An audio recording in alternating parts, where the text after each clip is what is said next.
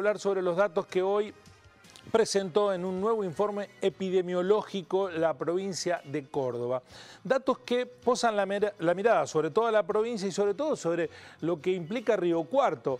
Como ya se ha dicho en más de una oportunidad, un lugar donde por cantidad de habitantes, la demografía y también por la propia evolución de la pandemia, la curva de contagios, hay que prestarle atención.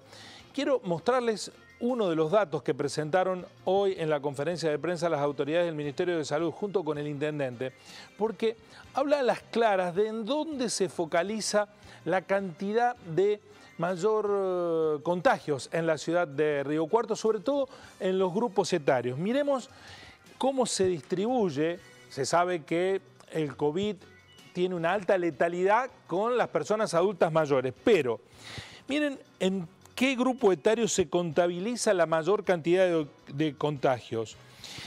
Hay entre los 20 y 29 años 802 contagiados, entre los 30 y 39 años 941 y entre los 40 y 49 años 735. Es decir, que la mayor cantidad de contagiados en la ciudad de Río Cuarto está entre los 20 y los 50 años.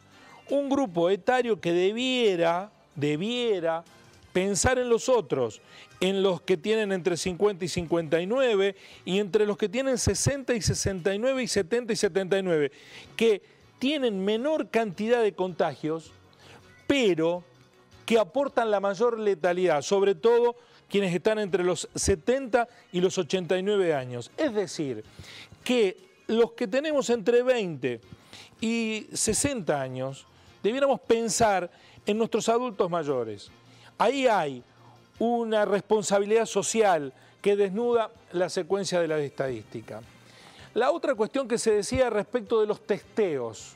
Faltan testeos y por eso no se puede detectar los casos. Bueno, test realizados según la metodología en la ciudad de Río Cuarto entre el 12 al 26 de septiembre.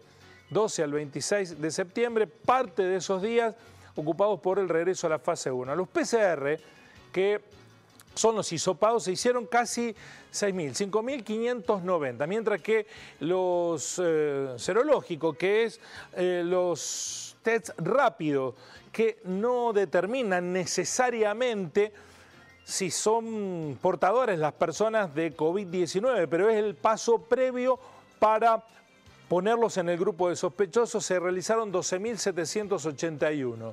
La positividad serológica fue del 10,1, es decir, de esos 12.781, el 10% dio positivo. Y de estos, el 6,3%, que posteriormente se le realizó el hisopado, terminó dando positivo.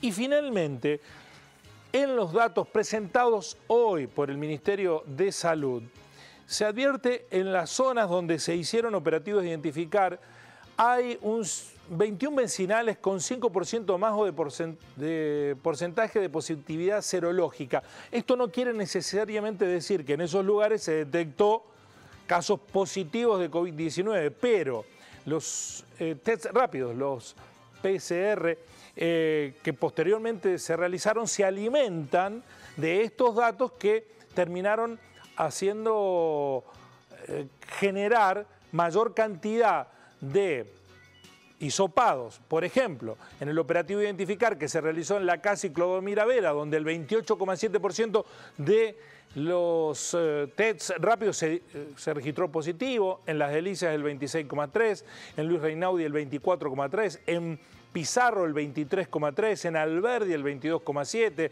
en Ageproc 18,7%, en Fénix 18,2%, en Banda Norte el 15,2%, en Hipódromo el 14,7%, en Trapalande el 14,6%, en la Cola de Pato el 12,1%, es decir, en la Cola de Pato del total de test rápidos que se realizaron solo dieron con positividad un 12,1 y de ellos recién se pasó a hacer el hisopado para determinar si efectivamente, y como veíamos en el porcentaje, solo el 6% terminaron siendo en el promedio general.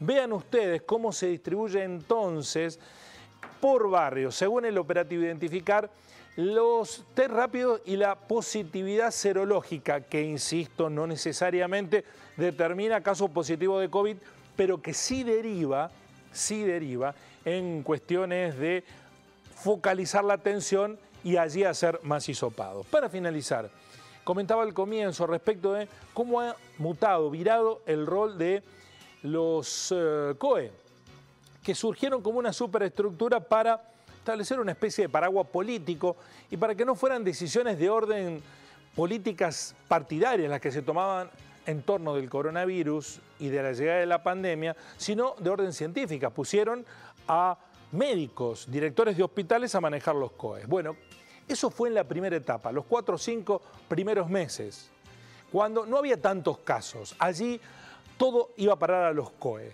Cuando la pandemia comenzó a pegar fuerte en la provincia de Córdoba, se invirtió la lógica.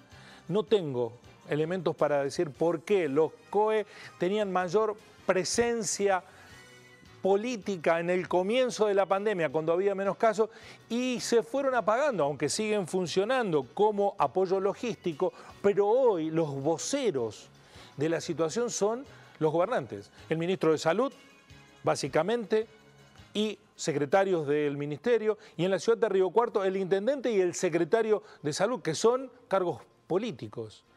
Se invierte la lógica, a más casos mayor importancia de los COE, a menos casos mayor importancia de los COE, a más casos menor importancia del COE.